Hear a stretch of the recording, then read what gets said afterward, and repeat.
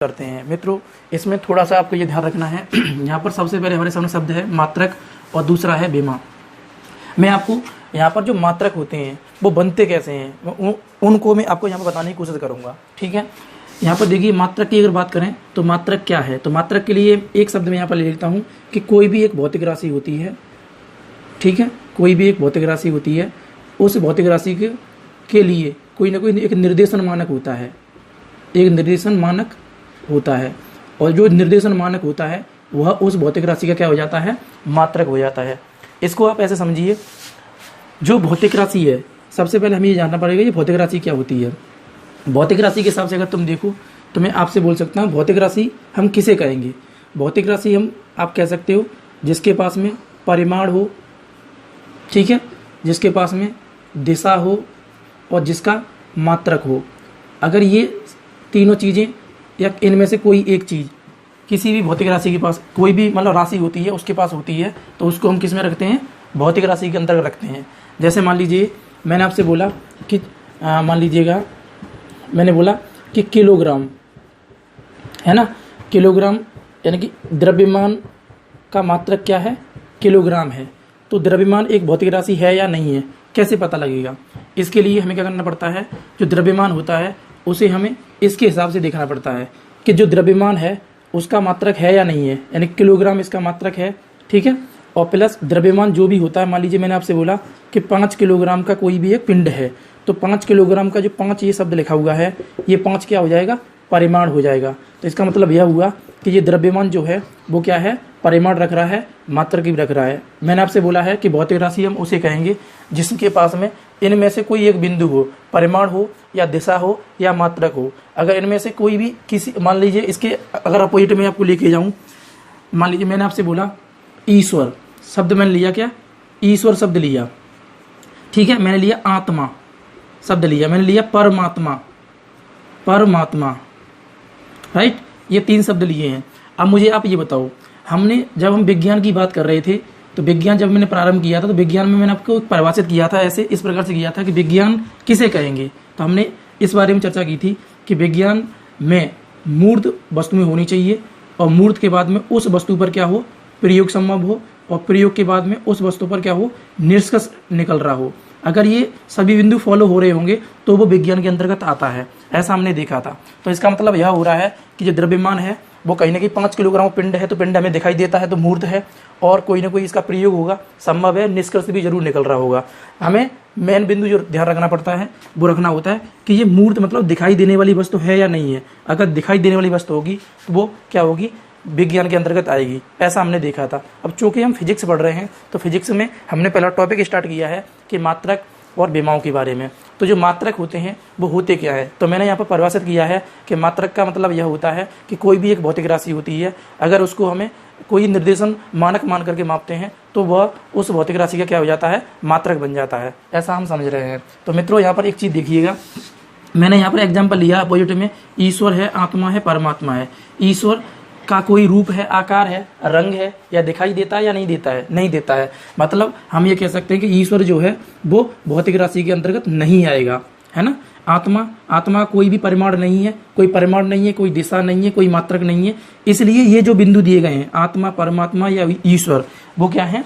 आपने कभी सुना है ऐसे कि 2 किलो ईश्वर आया, 3 किलो ईश्वर आया, ऐसा कभी भी नहीं सुना हुआ है। इसका मतलब यह हो रहा है कि जो ईश्वर है वो इसका कोई भी मात्रक, बेमा या कुछ भी नहीं है, क्योंकि इसका कोई ना कोई परिमाण है ही नहीं। जिसका परिमाण होता है वही भौतिक राशि के अंतर्गत आती है। इसलिए हम कह सकते हैं कि भौतिक राशि हम किसे मानेंगे, जिसका परिमाण होता है। तो यह स्पष्ट हो गया होगा कि जो भौतिक राशियाँ होती हैं उनका परिमाण होता है, उनके पास मात्रक होता है, और उनके पास में दिशाएं भी होती हैं, और किसी के पास दिशा भी नहीं होती है तो कोई फर्क नहीं पड़ता, लेकिन इनमें से कोई एक चीज़ है तो वो भौतिक राशि के अंतर्गत आती है। स्पष्ट हो गया होगा मित्रों। आगे बात करते हैं यहीं पर, जो भौतिक राशियाँ हमने देखी हैं, तो भौतिक राशियाँ विज्ञान में कितने प्रकार की होती हैं, ठीक है, थोड़ा उनको समझ लेते हैं। तो भौतिक राशियाँ अगर मैं आपको बताऊँ, फिर हमारे जो भौतिक विज्ञान है उसमें कितने प्रकार की होती हैं, तो हम इसे 3 भागों में डिवाइड कर सकते हैं, है ना। 3 भागों में, 3 भाग कौन कौन से हो सकते हैं। एक तो हम यहाँ पर ले सकते हैं कि एक तो होती है मूल भौतिक राशियाँ, मूल भौतिक राशियाँ, ठीक है। मूल भौतिक राशियाँ यानी फंडामेंटल फिजिकल क्वांटिटीज, और दूसरी होती हैं व्युत्पन्न भौतिक राशियाँ, व्युत्पन्न भौतिक राशियाँ, ठीक है, व्युत्पन्न भौतिक राशियाँ दूसरी हो सकती है यानी ड्राइव्ड फिजिकल क्वांटिटी, और तीसरी हम कह सकते हैं संपूरक भौतिक राशियाँ, संपूरक भौतिक राशियाँ, संपूरक भौतिक राशियाँ यानी कि सप्लीमेंट्री फिजिकल क्वांटिटीज, ठीक है, ये इसके अंतर्गत रहती हैं। ये तीन भौतिक राशियाँ हमारे सामने हैं। इन तीनों भौतिक राशियों को थोड़ा सा सामान्य जानकारी हम ले लेते हैं क्या क्या होती हैं। तो मित्रों देखिएगा, जो मूल भौतिक राशियाँ होती हैं इनके हिसाब से अगर मैं आपसे बात करूं, मूल भौतिक राशियाँ यानी कि वे भौतिक राशियाँ होती हैं जो स्वतंत्र रूप से बनती हैं, जो क्या होती हैं, स्वतंत्र रूप से बनती हैं, उन्हें हम मूल भौतिक राशियाँ कहते हैं। व्युत्पन्न भौतिक राशियाँ वे होती हैं जो मूल भौतिक राशियों की सहायता से बनती हैं, मूल भौतिक राशियों की सहायता से बनती हैं, मूल भौतिक राशियों की सहायता से बनने वाली भौतिक राशियाँ क्या कहलाती हैं, व्युत्पन्न भौतिक राशियाँ कहलाती हैं। जो संपूरक भौतिक राशियाँ होती हैं एक्चुअल में मूल भौतिक राशियाँ ही होती हैं, लेकिन यहाँ पर क्या होता है कि जब हमें यहाँ पर किसी भी भौतिक कभी कभी क्या होता है कि घनकोण होता है या समतल कोण होता है, तो जब हम इनको मापते हैं तो इनके लिए हमें इस मूल भौतिक राशि में ये भौतिक राशियाँ मिलती नहीं है, इसलिए हम यहाँ पर ये कह सकते हैं जो घनकोण और समकोण जो होते हैं वो हैं तो मूल भौतिक राशियाँ हैं, लेकिन इनको अलग से संपूरक भौतिक राशियों के अंतर्गत रखा जाता है। तो आपसे अगर क्वेश्चन पूछे कि बताइए हमारे भौतिक विज्ञान में जो भौतिक राशियाँ होती हैं वो कितने प्रकार की होती हैं, तो 3 प्रकार की आपको दिखानी है। कौन कौन सी होती हैं, तो मूल भौतिक राशियाँ होती हैं, व्युत्पन्न भौतिक राशियाँ होती हैं, और कौन सी होती हैं, संपूरक भौतिक राशियाँ होती हैं। इस प्रकार से आप इनको ध्यान रखना है। अब आगे बात करते हैं मित्रों, जो मूल ये राशियाँ भौतिक राशियाँ हो गई। अब ये भौतिक राशियाँ हो गई तो इन भौतिक राशियों के कोई ना कोई मात्रक जरूर होंगे, तो हमें इसको पढ़ना है मित्रों। यहाँ पर थोड़ा सा ध्यान रखो, मैं रिलेट कर रहा हूँ। निर्देशन मानक किसका होगा, भौतिक राशियों का। भौतिक राशियाँ 3 प्रकार की हैं, ये दी गई हैं। थोड़ा सा और इसमें थोड़ा सा जाते हैं। देखो, मूल भौतिक राशियों की संख्या जो होती है मित्रों वो 7 है। कितनी है, मूल भौतिक राशि संख्या 7 है। व्युत्पन्न भौतिक राशियों की संख्या जो मित्रों है वो कितनी है, वो असंख्य है, मतलब इनकी संख्या अनगिनत है, कोई पता नहीं है, क्योंकि मूल भौतिक राशि की सहायता से व्युत्पन्न भौतिक राशियों का निर्माण हो रहा है। तो इसका मतलब यह है कि जो मूल भौतिक राशियां हैं इनसे असंख्य व्युत्पन्न भौतिक राशियों का निर्माण किया जा सकता है। इस प्रकार से हम इसको समझ सकते हैं। जो संपूरक भौतिक राशियां होती हैं मित्रों उनकी संख्या 2 है। ऐसे करके आप इसको ध्यान रखना है। तो थोड़ा सा मैं यहाँ पर चर्चा कर लेता हूँ मूल भौतिक राशियों के बारे में, और व्युत्पन्न के बारे में भी थोड़ा थोड़ा आपको बता दे रहा हूँ। देखिए मित्रों, अगर बात करूँ जो मूल भौतिक राशियाँ होती हैं वो 7 हैं। 7 कौन कौन सी होती हैं, तो इसको समझ लेते हैं। एक तो हमारे सामने शुरुआत से ले लेते हैं, लंबाई है, ठीक है, द्रव्यमान होता है, समय होता है, ताप है, ज्योति तीव्रता है, ठीक है, ज्योति तीव्रता है, विद्युत धारा है,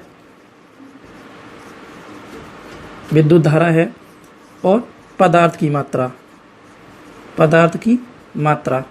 ये जो मूल भौतिक राशियाँ होती हैं मित्रों ये हमारी सामने 7 हैं। जबकि मैं असंख्य व्युत्पन्न भौतिक राशियों की बात कर रहा हूँ, तो असंख्य व्युत्पन्न राशियाँ कौन कौन सी होती हैं, कुछ एग्जाम्पल दे रहा हूँ मैं आपको। जैसे मैंने आपसे बोला कि मान लीजिएगा आयतन है ना, मैंने आपसे बोला क्षेत्रफल है ना, मैंने बोला बल, ठीक है, मैंने आपसे बोला दाब।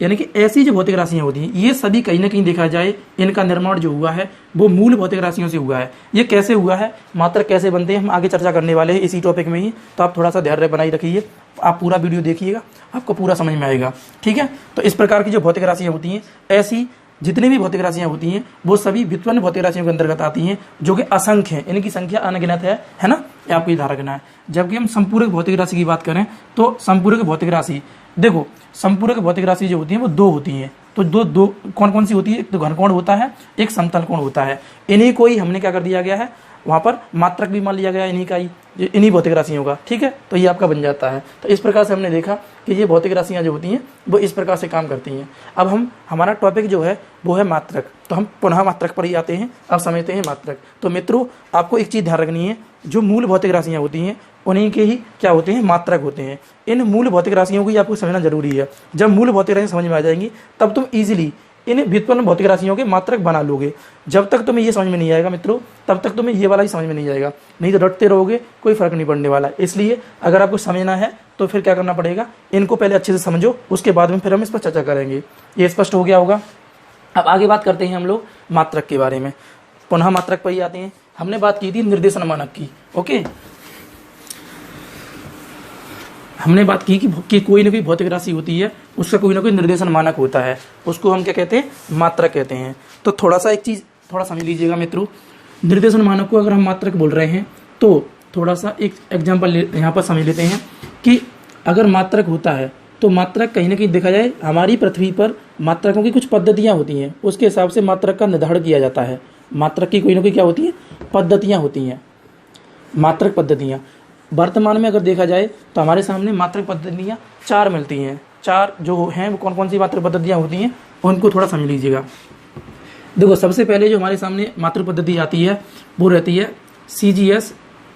ठीक है, CGS का मतलब होता है सेंटीग्रेड ग्राम सेकंड। ठीक है, मैं लिख दे रहा हूँ, CGS है। दूसरा हमारे सामने मात्रक पद्धति होती है FPS, और तीसरी होती है MKS, और चौथी होती है SI। ठीक है, पद्धति। देखो, जो CGS होती है इसमें मैं थोड़ा सा यहाँ पर एक इंडेक्स के रूप में दे लेते हैं। जो CGS होती है पद्धति, उसके अंतर्गत अगर मैं आपसे बात करूं, जो हमारा मूल भौतिक राशियाँ दी गई थी, 3 मूल भौतिक राशियाँ हम यहाँ पर ले लेते हैं। एक तो हम ले लेते हैं लंबाई को, एक हम यहाँ पर ले लेते हैं द्रव्यमान को, है ना, लेंथ, मास और समय यानी कि टाइम को। ये 3 मूल भौतिक राशियाँ हमने यहाँ पर ले ली हैं। ठीक है, इन 3 मूल भौतिक राशियों के हिसाब से ही इन पद्धतियों का निर्माण हुआ है। और सबसे पहली जो पद्धति हमारे सामने है वो कौन सी है, CGS है। CGS पद्धति के अनुसार अगर हम देखें तो C को लंबाई में बोले तो सेंटीमीटर। ठीक है, यानी कि अगर मैं आपसे बात करूं कि लंबाई का मात्रक CGS पद्धति में क्या होता है, तो सेंटीमीटर होता है। जबकि द्रव्यमान की अगर बात करूं तो द्रव्यमान का जो मात्रक होता है CGS में वो क्या होता है, ग्राम होता है। उसी प्रकार से अगर बात करूं आपसे समय की, तो समय का मात्रक क्या होता है, सेकंड होता है। तो इस प्रकार से हमने देखा कि CGS पद्धति में लंबाई का मात्रक सेंटीमीटर होता है, द्रव्यमान का मात्रक ग्राम होता है, और समय का मात्रक सेकंड होता है। उसी प्रकार से अगर हम बात करें FPS की, तो FPS जो मात्रक पद्धति है उसमें जो लंबाई का मात्रक होता है वो होता है फुट। क्या होता है, फुट होता है। और जो द्रव्यमान होता है उसका क्या होता है, पाउंड होता है, पाउंड होता है। और जो समय होता है उसका तो सेकंड ही होता है। उसी प्रकार से MKS पद्धति की बात करें तो MKS पद्धति में जो लंबाई का मात्रक होता है वो होता है किलोग्राम।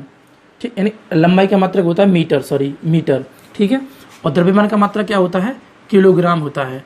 उसी प्रकार से अगर हम बात करें समय की, तो समय का सेकंड होता है, यानी कि सेकंड सब में कॉमन रहता है। चेंजिंग जो आती है वो लंबाई में आती है और द्रव्यमान में आती है मित्रों, है ना, बाकी सब सेम रहता है।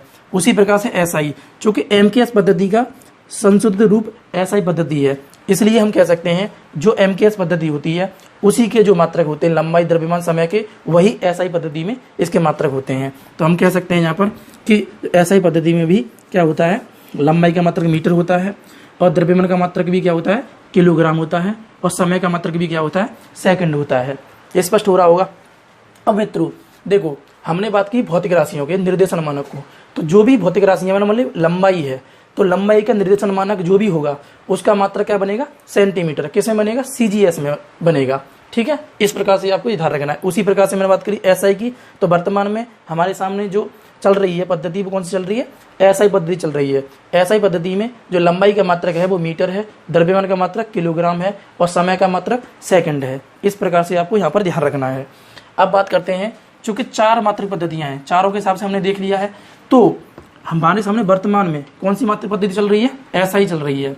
तो इस SI पद्धति के अनुसार जो मात्रक हैं, है ना, मात्रकों की संख्या कितनी है ना, मात्रकों की संख्या कितनी है SI पद्धति के अनुसार। तो SI पद्धति के अनुसार हमारे सामने जो मात्रक बनेंगे वो 2 प्रकार के बनेंगे मित्रों, है ना। अगर मैं आपसे बात करूं मात्रक जो होंगे वो कितने प्रकार के होंगे, 2 प्रकार के होंगे। 2 प्रकार कौन कौन से होंगे, तो एक तो हमारे सामने बनेगा मूल मात्रक, ठीक है, और एक बनेगा हमारे सामने व्युत्पन्न मात्रक। ये थोड़ा सा आपको ध्यान रखना है, हालांकि मैंने अभी चर्चा की है वहाँ पर, यहाँ मात्रक की बात कर रहा हूँ। देखो उस जब हम शुरुआत में बात कर रहे थे भौतिक राशियों की, तो भौतिक राशियाँ 3 प्रकार की हैं, जबकि हम बात कर रहे हैं मात्रकों की, तो SI पद्धति के अनुसार जो मात्रक होते हैं वो 2 प्रकार के हैं। कौन कौन से हैं? तो मूल मात्रक हैं और व्युत्पन्न मात्रक हैं, ऐसे हम समझ लेते हैं। ठीक है, अब चूंकि आप भौतिक राशियों के ही मात्रक होते हैं, तो सबसे पहले जो मूल भौतिक राशियाँ होती हैं, जो मूल भौतिक राशियाँ हैं उन्हीं के ही मूल मात्रक होते हैं। किसके अनुसार हैं? SI पद्धति के अनुसार होते हैं। SI पद्धति के अनुसार अगर होते हैं तो वो हमें क्या करना पड़ेगा, जो ये मूल मात्रक हैं उनको लिखना होगा। तो हम समझ लेते हैं थोड़ा सा इनके बारे में भी। देखिए मित्रों, थोड़ा वीडियो पॉज करके देखना अगर थोड़ा स्पीड तेज चल रही है तो। ठीक है, देखो इतना हमारे सामने स्पष्ट हो गया कि जो निर्देशन मानक को मात्रक कह रहे हैं और SI पद्धति के अनुसार मात्रकों की संख्या कितनी है? 2 बन रही है ना। 2 मात्रकों की संख्या बन रही है, एक तो मूल मात्रक बनना है और एक बनना है व्युत्पन्न मात्रक। ठीक है, मूल मात्रक और व्युत्पन्न मात्रक, इसको भी तुम इंडेक्स के रूप में ले लो। हमें यह पता है कि मात्रक जो भी होगा वो किसका होगा? भौतिक राशि का होगा। तो मैं क्यों ना इसको इधर इस तरफ भौतिक राशि लिख देता हूँ। ठीक है, भौतिक राशि का मात्रक ले लेते हैं इधर, और इसका प्रतीक चिन्ह भी लिख देते हैं मित्रों। साथ में आपको प्रतीक चिन्ह भी पता लग जाएगा, इससे आपको स्पष्ट हो जाएगा। ठीक है, और व्युत्पन्न मात्रक को भी अभी बताऊंगा। भौतिक राशियां होंगी तो ही क्या होगा? मूल मात्रक होगा। सबसे बड़ी बात तो ये होती है। तो भौतिक राशियां कौन सी है यहाँ पर? तो मूल भौतिक राशियां हैं। कौन सी है? मूल भौतिक राशियां। अब हम एक चीज जानते हैं कि मूल भौतिक राशियों की संख्या 7 थी, तो इसका मतलब यह हुआ कि मूल मात्रक भी हमारे पास कितने होंगे? 7 ही होंगे। अगर 7 मूल भौतिक राशियां हैं और 7 मूल मात्रक हैं तो हम बना सकते हैं इजीली। देखो कौन कौन सी 7 हमने मूल भौतिक राशियां देखी थी। तो सबसे पहले हमने बात की थी लंबाई की। ठीक है, दूसरी हमने बात की थी द्रव्यमान की, और तीसरा हमने बात किया था समय की, और चौथी जो मूल भौतिक राशि थी वो बात की थी ताप की, और 5वीं थी विद्युत धारा, और 6वीं हमारे सामने थी ज्योति तीव्रता, और 7वीं जो मूल भौतिक राशि थी वो थी पदार्थ की मात्रा। ये हमने यहाँ पर देखा मित्रों। अब यहाँ पर समझिएगा, जो लंबाई होता है उस लंबाई का मात्रक, पहले मैं मूल मात्रक इधर कर चेंज कर ले रहा हूँ थोड़ा सा मित्रों। यहाँ पर कर लेते हैं मूल मात्रक। ठीक है, और इधर कर लेते हैं अपन लोग प्रतीक चिन्ह, यानी इसका चिन्ह क्या होता है, जो मूल मात्रक होता है उसका, इसके हिसाब से आप देख लीजिएगा। तो लंबाई है, तो लंबाई का मात्रक किसके अनुसार चल रहा है ये मित्रों? SI के अनुसार बता रहे हैं आपको। MKS पद्धति थी शुरुआत में, उसका संशोधित रूप SI आई। तो SI पद्धति के अनुसार जो मूल भौतिक राशियां हैं वो 7 हैं, तो उनके अनुसार कितने मूल मात्रक हुए? 7 हो गए। ठीक है, 7 क्या है यहाँ पर? मूल मात्रक हैं। तो बना लेते हैं इनका लंबाई का मात्रक। यहाँ पर जो डिनोट किया गया हमने अभी देखा था, मीटर माना था, तो यहाँ पर क्या हो गया? मीटर लंबाई का मात्रक होगा मूल मात्रक में। द्रव्यमान की बात करें तो द्रव्यमान का क्या होता है? किलोग्राम होता है। ठीक है, क्या होता है? किलोग्राम होता है। समय की बात करें तो समय का मात्रक क्या होता है? सेकंड होता है। ताप का क्या होता है? तो ताप का हमने देखा था केल्विन होता है। क्या होता है? केल्विन होता है। विद्युत धारा का मात्रक क्या होता है? तो एम्पियर होता है। ज्योति तीव्रता का मात्रक क्या होता है? तो ज्योति तीव्रता का मात्रक क्या होता है? यानी पदार्थ की मात्रा का मात्रक क्या होता है? मोल होता है। और ज्योति तीव्रता का मात्रक जो होता है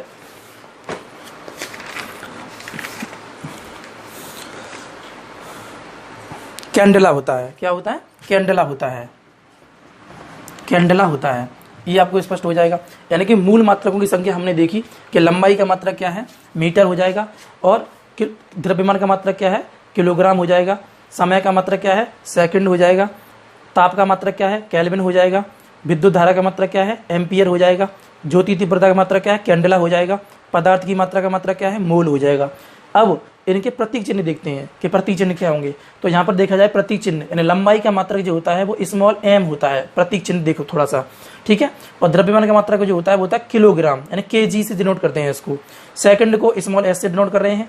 केल्विन, केल्विन को हम कह सकते हैं K से डिनोट कर रहे हैं केल्विन को, ठीक है। एम्पियर को हम A से डिनोट करेंगे, कैंडेला को हम CD से, यानी C कैपिटल है, D स्मॉल है, और मोल को हम स्मॉल MOL से डिनोट करते हैं। इस प्रकार से हम देख सकते हैं यहाँ पर जो मूल भौतिक राशियाँ होती हैं, मूल मात्रक जो होते हैं और उनके प्रतीक चिन्ह जो होते हैं वो इस प्रकार से होते हैं। यानी कि हम देख सकते हैं कि ऐसा ही पद्धति के अनुसार जो हमारे सामने मूल मात्रक की संख्या है वो 7 है, तो 7 हमारे सामने ये लिखे हुए हैं, metre, kilogram, second, kelvin, ampere, candela और मोल। इस प्रकार से हम देख सकते हैं जो कि मूल भौतिक राशियों के मात्रक बन करके आ रहे हैं। इतना आपको स्पष्ट हो गया होगा। अब आगे बात करते हैं व्युत्पन्न मात्रक की। लेकिन यहाँ पर एक चीज़ आपको ध्यान रखनी है कि हमने उधर एक चीज़ देखी थी, जो मूल भौतिक राशियाँ थी वो 3 प्रकार की दिखा रहे थे, जबकि मात्रक हम 2 प्रकार के दिखा रहे हैं। तो इन्हीं मूल भौतिक राशियों में ही जो हमारे सामने संपूरक भौतिक राशियाँ थी उनको इंक्लूड किया गया है। संपूरक भौतिक राशियों को अब संपूरक भौतिक राशियाँ 2 थी, है ना, हमने देखा था ना 2 थी। 2 कौन कौन सी थी? तो एक तो हमारे सामने थी समतल कोण और दूसरी थी घन कोण। कौन सी थी? घन कोण। अब समतल कोण जो मूल संपूरक भौतिक राशि के अंतर्गत आ रही है, तो इसका जो मात्रक होता है वो होता है मित्रों रेडियन। क्या होता है? रेडियन होता है। और जो घन कोण होता है इसका जो मात्रक होता है वो होता है स्टेरेडियन। क्या होता है? स्टेरेडियन। ठीक है। इसका जो प्रतीक चिन्ह होता है रेडियन का वो होता है RAD। ठीक है। और जो स्टेरेडियन का होता है वो होता है SR, यानी स्मॉल SR। ठीक है। ये भी स्मॉल में है, ये भी स्मॉल में है। तो हम कह सकते हैं कि संपूरक जो भौतिक राशियाँ होती हैं उनकी जो संख्या है वो 2 है। ठीक है। 2 कौन कौन सी है? तो देख सकते हो समतल कोण है और घन कोण है। समतल कोण जो होता है वो रेडियन इसका मात्रक होता है, और जो घन कोण होता है इसका मात्रक क्या होता है? स्टेरेडियन होता है। जो समतल कोण होता है उसका प्रतीक चिन्ह क्या होता है रेडियन का? तो वो होता है RAD, और जो स्टेरेडियन होता है उसका प्रतीक चिन्ह क्या होता है? SR होता है। स्पष्ट हो गया होगा। ठीक है। इस प्रकार से हम देख सकते हैं। अब यहाँ पर मैंने एक शब्द और दिया है कि बीमा क्या है ना। हालांकि हम इस पर भी आ रहे हैं, अभी चर्चा कर रहे हैं इस पर भी। बीमा क्या है? तो मित्रों यहाँ पर बीमा की अगर बात की जाए तो बीमा के लिए आपको एक चीज़ समझनी होगी। जो बीमा होती है, यानी बीमा जब भी हम बीमा किसकी होगी पहले तो ये देखो। तो बीमा किसकी होती है? भौतिक राशि की होती है, यानी भौतिक राशि की बीमा बनाई जाती है। ठीक है। किसकी? भौतिक राशि की। अब भौतिक राशि की जब बीमा बनाई जाती है तो हमें क्या करना पड़ता है? कोई भी भौतिक राशि होती है उसको हमें मूल भौतिक राशि में लाना होता है। किस में लाना होता है? मूल भौतिक राशि में लाना होता है। मूल भौतिक राशि में जैसे ही आप ले आओगे तो उसकी बीमा बन जाती है। तो बीमा बनाने के लिए हमारे सामने 3 मूल भौतिक राशियों की हमें आवश्यकता होती है। 3 मूल भौतिक राशियों की आवश्यकता होती है, आपको ध्यान रखना है। कौन कौन सी 3 मूल भौतिक राशियाँ होती हैं? अभी इसको बाद में ले लेते हैं, पहले से स्पष्ट कर लीजिएगा। तो हमारे सामने देखो, सबसे पहली जो हमारी मूल भौतिक राशि रहेगी वो रहेगी लंबाई। सबसे मूल भौतिक राशि जो हमारे सामने बात कर रहा हूँ। दूसरी जो हमारे सामने रहेगी वो रहेगी द्रव्यमान। ठीक है। और तीसरी जो मूल भौतिक राशि रहेगी वो रहेगी समय। यानी कि मित्रों, अगर तुम्हें ये 3 मूल भौतिक राशियाँ मालूम है तो आप किसी भी बड़ी से बड़ी भौतिक राशि की बीमा इजीली बना सकते हैं। क्योंकि जब भी हम कभी भी बीमा बनाते हैं तो हमें जो भी, जैसे मान लीजिए मैंने अब आपसे बोला कि बल की बीमा हमें बनानी है, तो बल की बीमा हम तभी बना सकते हैं जब हम उस बल को, जब उसका हमें फार्मूला याद होगा तो उस फार्मूले को हम मूल भौतिक राशि में लेकर के आएंगे। जब मूल भौतिक राशि में होगा तो उस मूल भौतिक राशि का जो प्रतीक चिन्ह होता है, अब इसका प्रतीक चिन्ह चेंज हो जाएगा, उसको हम वहाँ पर लगा देते हैं और काट पीट करके जो भी आता है वह उसकी बीमा प्राप्त हो जाती है। मैं अभी एग्जाम्पल में आपको दिखाऊंगा। जैसे मान लीजिएगा मैंने बात की आपसे लंबाई की, तो लंबाई का मतलब यहाँ पर हम लेंथ से लगा रहे हैं, तो लेंथ यहाँ पर क्या होगा? प्रतीक चिन्ह L होगा। थोड़ा सा ध्यान रखना, मैं रिपीट कर रहा हूँ। यानी कि लंबाई की जो बीमा होगी वो क्या होगी? L होगी। इस प्रकार से हम देख सकते हैं, यानी लंबाई को लेंथ से रिप्रेजेंट कर रहे होते हैं तो लंबाई की जो बीमा होगी क्या होगी? L होगी। उसी प्रकार से अगर हम बात करें तो जो द्रव्यमान होता है, द्रव्यमान को हम अंग्रेजी में मास कहते हैं, और मास का जो कैपिटल होता है वो होता है M। यहाँ पर कैपिटल ले लेते हैं, तो यहाँ पर हम क्या करते हैं? उस M कैपिटल को ले लेते हैं। तो इस प्रकार से हम देख सकते हैं कि द्रव्यमान जो होता है उसकी जो बीमा बनेगी वो क्या होगी? M होगी। और बड़े कोष्टक में बंद कर रखते हैं। यहाँ पर थोड़ा सा ध्यान रखना है कि बड़े कोष्टक में बंद कर देते हैं। उसके बाद में हम बात करते हैं इस समय की। समय को हम रिप्रेजेंट करते हैं टाइम। टाइम कहते हैं अंग्रेजी में, तो टाइम कहते हैं। तो इसका मतलब यह होगा कि इसकी जो कैपिटल T होती है उसी हम ले लेते हैं। तो बीमा के रूप में हम क्या करते हैं? किसी भौतिक राशि की जब बीमा बनाते हैं तो इन 3 मूल भौतिक राशियों के हिसाब से हमें उसी की बीमा बनानी होती है। जैसे मैं एग्जाम्पल यहाँ पर ले रहा हूँ एक। जैसे मान लीजिएगा मैंने आपसे बात की, मैं यहाँ पर देखो अभी चर्चा की है मैंने व्युत्पन्न व्युत्पन्न मात्रक की बात कर रहा हूँ ना, व्युत्पन्न की, तो व्युत्पन्न मात्रक को यही समझा दे रहा हूँ। व्युत्पन्न मात्रक क्या होता है ना। तो व्युत्पन्न मात्रक हमने देखा था, उसी के हिसाब से यहाँ बेमा बना के सिखाऊंगा आपको, ठीक है। देखो व्युत्पन्न जो मात्रक होते हैं वो हमारे सामने असंख्य हैं, मैंने आपको अभी बताया था असंख्य हैं, है ना। और ये दो या दो से अधिक मूल मात्रक की सहायता से बनते हैं। दो या दो से अधिक मूल मात्रक की सहायता से बनते हैं, है ना, सहायता से बनते हैं। और उन्हीं से ही मूल व्युत्पन्न भौतिक राशियां भी बनती हैं। किनसे? मूल मात्रकों से, ठीक है, यानी मूल भौतिक राशियों के हिसाब से ही बनती हैं ये। तो यहाँ पर मैं सबसे छोटी इकाई लेता हूँ, सबसे छोटी से छोटी उठा करके मैं आपको जब 4-5 एग्जाम्पल देता हूँ, उसके हिसाब से आप समझिएगा। जैसे व्युत्पन्न मात्रक की बात कर रहे हैं तो दो या दो से अधिक मूल मात्रक की सहायता से व्युत्पन्न मात्रक बनना है। तो यहाँ पर मैं सबसे छोटी यहाँ पर इकाई लेता हूँ, भौतिक राशि मान लीजिएगा, और उस भौतिक राशि का नाम है यहाँ क्षेत्रफल है। क्या है? क्षेत्रफल है। क्षेत्रफल को अगर हम बात करें तो इसका जो फॉर्मूला होता है, मित्रों यहाँ पर एक चीज़ ध्यान रखनी है कि हमें जो भौतिक राशियाँ होती हैं उनके फॉर्मूले तो हमें याद करने ही पड़ेंगे, थोड़ा प्रैक्टिस करनी पड़ेगी। तो क्षेत्रफल का फॉर्मूला हमने देखा है कि लंबाई गुणा चौड़ाई होता है, ये आपने पढ़ा होगा, लंबाई गुणा चौड़ाई होता है। अब लंबाई क्या है? एक लेंथ है, और चौड़ाई कहीं ना कहीं देखा जाए चौड़ाई भी एक लेंथ होती है, तो दोनों लेंथ हो गई। तो लेंथ है तो इसका मतलब यह हुआ कि इसका जो मात्रक बनाएंगे तो मात्रक क्या हो जाएगा? मीटर हो जाएगा। और चौड़ाई भी एक एक्चुअल में क्या लेंथ है। और यहाँ पर हमने देखा है कि व्युत्पन्न जो मात्रक हैं वो मूल मात्रक की सहायता से बनने हैं, है ना, मूल मात्रक की सहायता से बनने हैं। तो देखो यहाँ पर देखो मीटर क्या है? ये मीटर है क्या नहीं है? मूल मात्रक है क्या नहीं है? तो यहाँ पर 2 मीटर आ रहे हैं, 2 मीटर आ रहे हैं, तो इसका मतलब क्या हो गया? ये मीटर स्क्वायर हो गया। तो इसका मतलब यह हुआ कि क्षेत्रफल का जो मात्रक बना वो क्या बन गया? मीटर स्क्वायर बन गया। क्या बन गया? Metre square. अब मीटर स्क्वायर बन गया, चूंकि हमें क्षेत्रफल की बीमा निकालनी है, तो बीमा निकालने के लिए हमने अभी चर्चा की थी कि इसकी मूल भौतिक राशि में जाना पड़ेगा। अब ये अपने आप में क्या है? ये भी मूल भौतिक राशि, लंबाई और चौड़ाई भी एक्चुअल में क्या है? मूल भौतिक राशि है। तो इसका मतलब यह हुआ कि इसको सीधे सीधे हम कह सकते हैं कि इसको L की घात 2 और बड़े कोष्टक में हम इसे बंद कर देंगे। चूंकि लंबाई यहाँ पर देखो, लंबाई मतलब लेंथ कह रहे हैं तो L 1 हो गई, दूसरा चौड़ाई भी एक्चुअल में क्या लेंथ है, तो लेंथ 2 हो गई, इसलिए यहाँ पर 2 लेंथ कर दी है और उसकी घात 2, उसकी मतलब L की घात 2 कर दी है और बड़े कोष्टक में बंद कर दी है। तो इस प्रकार की जो भी मतलब भौतिक राशियाँ इसमें इंक्लूड की जाती हैं, ऐसी कंडीशन को हम क्या कह देते हैं? बीमा कह देते हैं। ऐसे आपको इस प्रकार से ध्यान रखना है। आगे बात करते हैं अपन लोग दूसरी भौतिक राशि की। दूसरी भौतिक राशि में हम यहाँ पर देख लेते हैं, जैसे हमारी पहली भौतिक राशि हमने यहाँ पर देखी व्युत्पन्न मात्रक के हिसाब से। दूसरी व्युत्पन्न जो मात्रक है आयतन का निकाल लेते हैं। आयतन, ठीक है, आयतन का अगर निकालोगे तो आयतन का देखो क्या होता है? आयतन का फॉर्मूला होता है लंबाई गुणा चौड़ाई गुणा ऊंचाई, ठीक है, ये होता है। अब देखो तीनों ही लेंथ हैं, लंबाई भी एक्चुअल में लेंथ है, चौड़ाई भी लेंथ है, और ऊंचाई कहीं ना कहीं देखो ऊंचाई तो है, तो लेंथ ही होती है ना, लेंथ है। तो इसका मतलब क्या हुआ? लंबाई का मात्रक भी मीटर रहेगा यहाँ पर, चूंकि हमने देखा है कि 2 या 2 से अधिक, तो देखो 2 या 2 से अधिक, तो 2 हो गए, अब 2 से भी अधिक हो रहे हैं, अब 2 से अधिक हो रहे हैं, इसका मतलब यह है कि जो व्युत्पन्न मात्रक है वो मूल मात्रक की सहायता से बनना है, और जो व्युत्पन्न भौतिक राशियां हैं वो भी मूल मात्रक की सहायता से ही बन रही है, और मूल मात्रक की सहायता से बन रही है, तो इसका मतलब इस प्रकार से इनका निर्माण हो रहा है। तो हम देख सकते हैं लंबाई का मात्रक मीटर हो गया, और चौड़ाई का मात्रक भी क्या होगा? मीटर हो जाएगा, और ऊंचाई का मात्रक भी क्या हो जाएगा? मीटर हो जाएगा। तो हम यहाँ पर देख सकते हैं मीटर मीटर मीटर, यानी कि हमने देखा यहाँ पर क्या निकल के आएगा? Metre cube. तो हम कह सकते हैं आयतन का जो मात्रक होता है वो क्या होता है? मीटर क्यूब होता है। इस प्रकार से हम देख सकते हैं कि मीटर क्यूब का निर्माण हो रहा है। अब मीटर क्यूब हो रहा है तो इसका मतलब यह हुआ कि मीटर क्यूब आ रहा है, तो मतलब यह हुआ कि यहाँ पर लेंथ जो है वो 3 है, और 3 लेंथ होती हैं। तो हमने पता है कि भौतिक राशि की जब बीमा बनाते हैं तो उसको लंबाई जो प्रतीक चिन्ह होता है बीमा के लिए वो L होता है। तो यहाँ पर हम क्या करेंगे? इसकी जो आयतन की बीमा बनेगी क्या बन जाएगी? L की घात 3 हो जाएगी, और बड़े कोष्टक में हम इसे बंद कर देंगे। इस प्रकार से हम यहाँ पर देख सकते हैं। आगे देखो नेक्स्ट भौतिक राशि ले लेते हैं। नेक्स्ट अगर बात करें हम लोग तीसरी भौतिक राशि की बात करते हैं घनत्व की। क्या है? घनत्व।